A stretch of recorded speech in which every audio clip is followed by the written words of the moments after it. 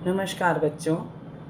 आज हम अर्थालंकार में आगे उत्प्रेक्षा अलंकार, रूपक अलंकार और अतिशयोक्ति अलंकार पढ़ेंगे।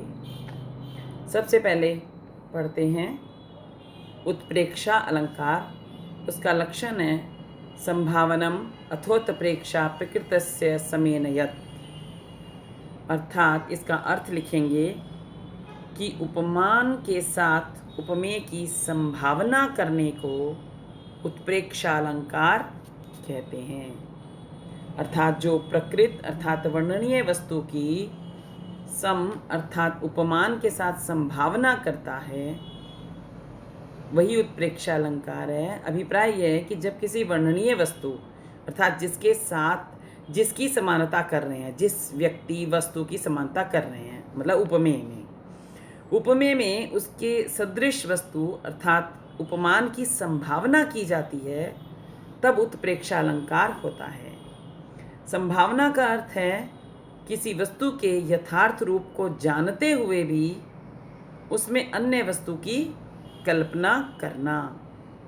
जैसे कि हमने उपमा अलंकार में तो सीधे से कह दिया कि चंद्रमा के समान मुख, बस चंद्रमा सुंदर है तो क्योंकि मुख उपमेय है, चंद्रमा उपमान है, दोनों में क्या चीज समानता है?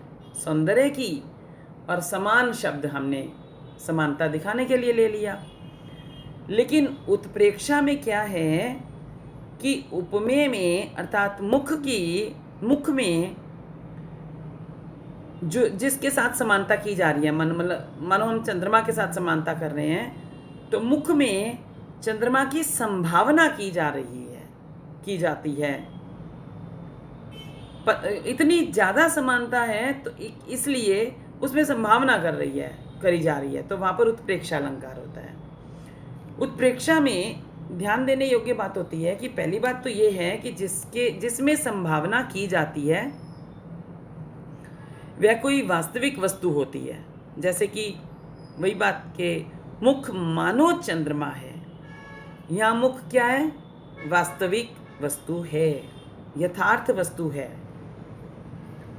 चंद्रमा वास्तविक नहीं है, क्योंकि चंद्रमा हमारे सामने दिखाई तो नहीं दे रहा है, वो तो संभावना कर रहे हैं। ना ही उपमा अलंकार में भी हमारे सामने नहीं था। उपमा अलंकार में तो सीधे से कह दिया कि चंद्रमा के समान मुख है, और यहाँ कह रहे हैं कि संभावना कर रहे हैं कि मानो चंद्रमा है, ये मुख मानो चंद्रमा है। तो ये जो जिसकी समानता की जाती है तो वह यथार्थ वस्तु होती है। दूसरी बात, ये संभावना सादृश्य अर्थात समानता या तुलना के आधार पर होती है।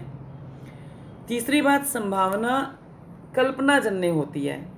मुख मानो चंद्रमा है तो यह कहने वाला व्यक्ति मुख और चंद्रमा के भेद को मानता है। उसे पता है कि मुख और चंद्रमा दो अलग अलग चीजें हैं।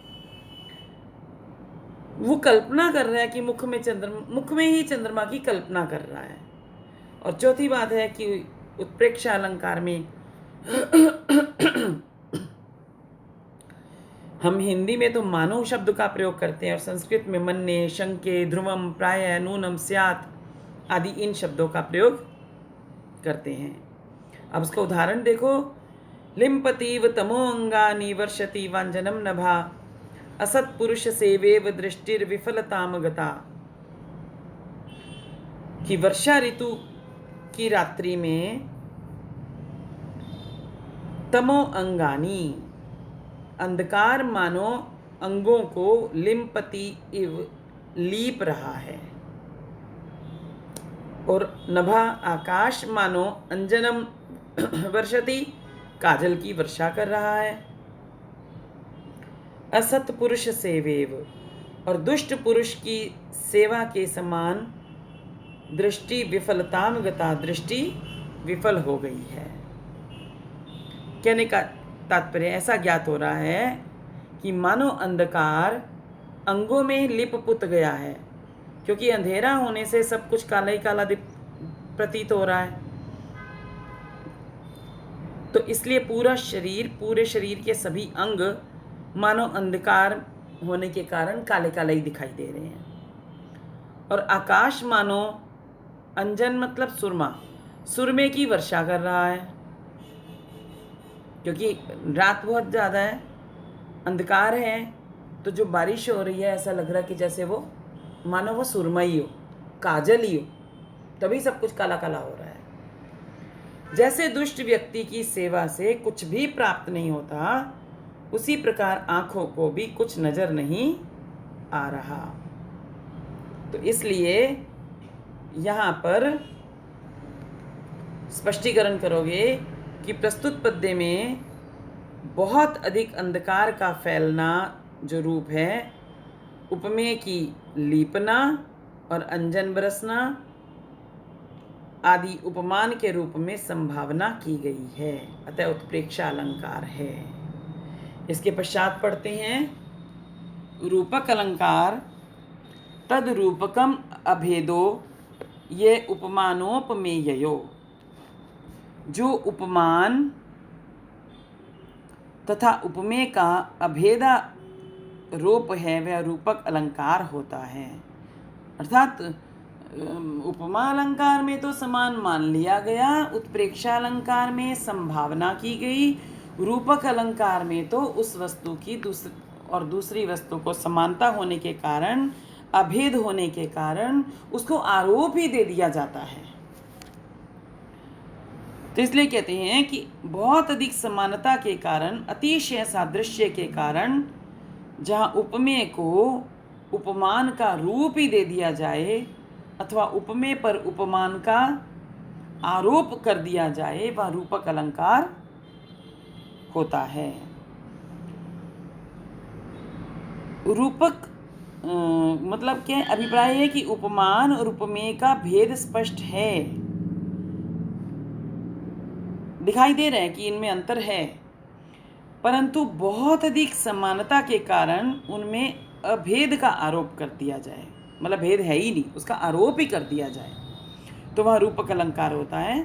दो बातें देखने योग्य हैं रूपक अलंकार में कि रूपक में उपमान और उपमेय के भेद की स्पष्ट प्रतीति होती है। उपमान और उपमेय दोनों दिखाई दे रहे हैं अलग। और दूसरी बात, उपमान तथा उपमेय में अत्यधिक समानता के कारण अभेद की कल्पना भी की जाती है। अब इसका उदाहरण देखते हैं। किसलिय करैर्लतानां करकमलै कामिनां मनोजयति नलिनी नाम कमलमुखै मुख्येन्दुभिर्योषितां मदनः। इसका अर्थ है कामदेव कोमल पत्ते रूपी हाथों से सुंदरियों के हाथ रूपी कमलों से, कमलनियों के कमल रूपी मुखों से, स्त्रियों के मुख रूपी चंद्रमा से कामनियों के मन को वश कर लेता है। इसमें अगर हिंदी में समझेंगे तो मुख रूपी चंद्रमा ऐसे बनेगा, मतलब मुख को चंद्रमा का आरोप ही दे दिया गया कि ये तो आरोप है कि ये चंद्रमा है, चंद्रमा ही है, बस ये आरोप दे दिया गया। तो इसका स्पष्टीकरण करो कि यहाँ पर किसलिय करई लता नाम, कमल के पत्तों पर करई अर्थात हाथों का, कर कमलई हाथों पर कमलों का, कामी नाम मनोजयति नलिनी नाम कमल मुखई कमल पर मुखों का, और मुखेंदु भी मुख पर चंद्रमा का आरोप कर दिया गया है, इसलिए यहाँ पर रूपक अलंकार है। जैसे कहते हैं ना कि चरण रूपी कमल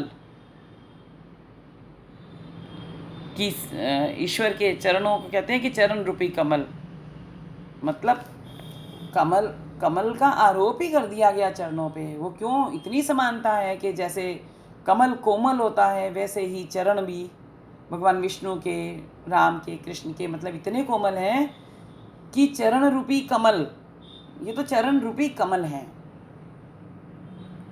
तो इसलिए यहाँ पर आरोप कर दिया गया कि कमल के पत्तों पर हाथों का आरोप कर दिया गया, कि जैसे कमल के पत्ते कोमल हैं तो हाथ भी वैसे ही कोमल हैं।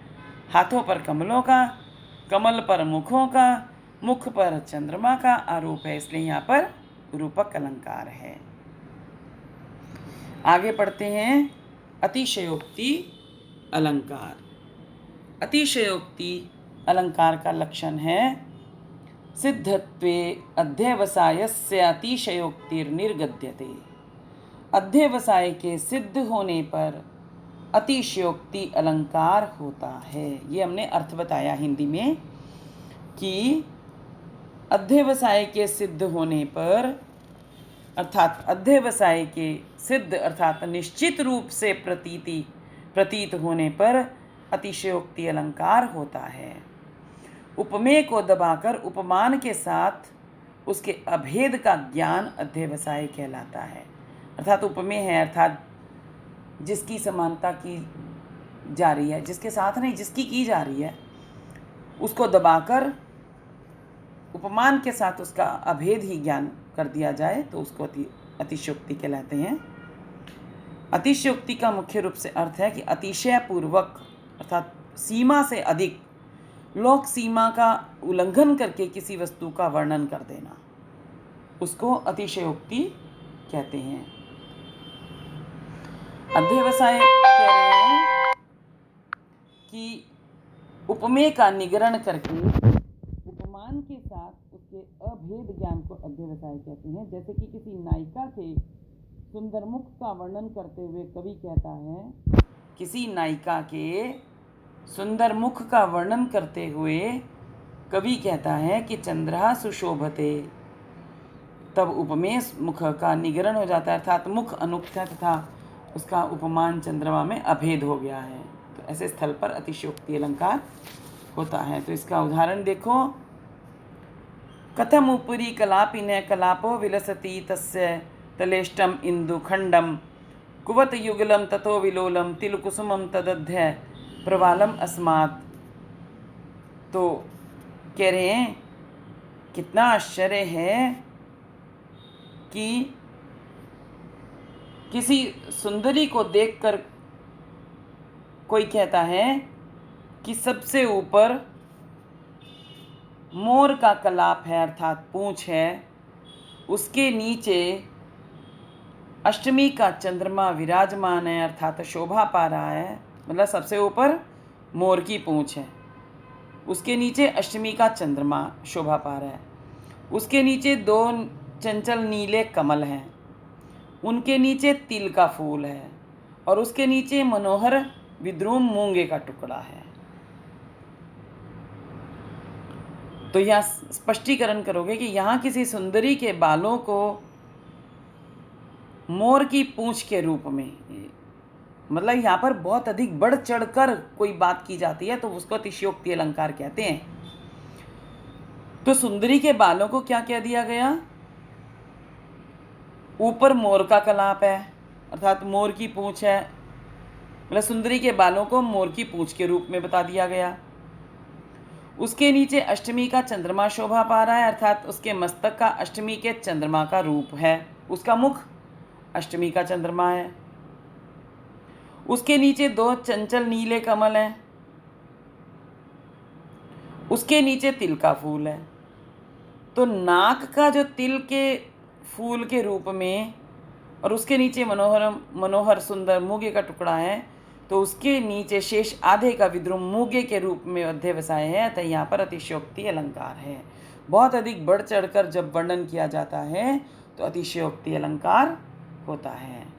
आगे हम फिर पढ़ेंगे।